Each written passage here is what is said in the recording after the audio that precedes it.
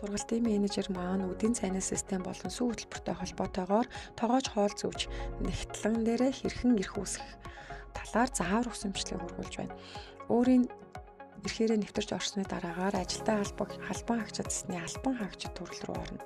За үүн дээрээс шинээр бүртгэх зассан дээр дарахад тухайн одоо багаангийн үдийн цайны системтэй холбоотойгоор тогоож хоол зүйч дээрээ эрх үүсгэж байгаа бол тухайн тогоочийн овог нэр реестрийн дугаар утасны дугаар гэх мэтчлэн хувийн мэдээллийг бүртгэсний дараагаар албан тушаал дээрээ заавал тогооч гэдэг төрлийг сонгоно. Тухайн систем дээр чинь хоол зүйч маань ажиллах ёстой ч гэсэн албан тушаал хэрэглэгчийн төрлийг заавал тогооч хэрэглэгчийн төрлийг мөн хэрэглэгчийн төрлөөр дарахад ийм зүгээр энгийн тогооч цэгээ тогооч хоёр тогооч байгаа. Үүний заавал энгийн тогоочийг сонгоно. Тэгэхээр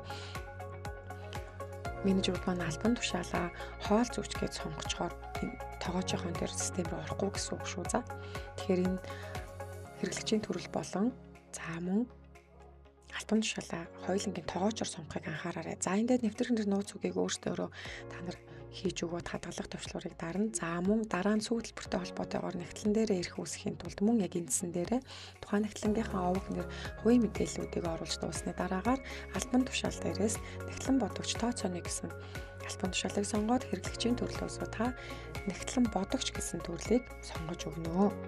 За ингээд нэвтрэх нэр нууц үгийг өөрсдөө хүснээрээ хийж өгөөд хадгалах төвчлөөр дарснаар ажилтан албан хаагчид засны албан хаагч төрөл дотор таны үүсгэсэн системийн эрх маань энд үүсэж байгаа гэсэн үг. За жишээлбэл би Ариуна гэдэг хүн дээр нэгтлэн дээр нэгтлэн бодогч тооцооны албан тушаал төрлийг сонгоод системийн эрх нээж өгсөн. За ингээд нэвтрэх нэр баган дээр харагдаж байгаа 3 одон дээр дарахад тухайн нэгтлэнгийн нэвтрэх нэр харагдана. Нууц үгээ мартсан тохиолдолд автоматар түлхүүрний зураг дээр дарахад системээс нууц үгийг 1-4 болгож өөрчлөгддөг байгаа. Ер нь бол шинээр системийн эрх нээхэд та яг энэ зэсэн дээр л нээж өгнө ажилтан албан хаагчид. Эцснийхээ албан хаагчид шинээр бүртгэх рүү орж нэ шүү. За анхаарал хандуулсанд баярлалаа.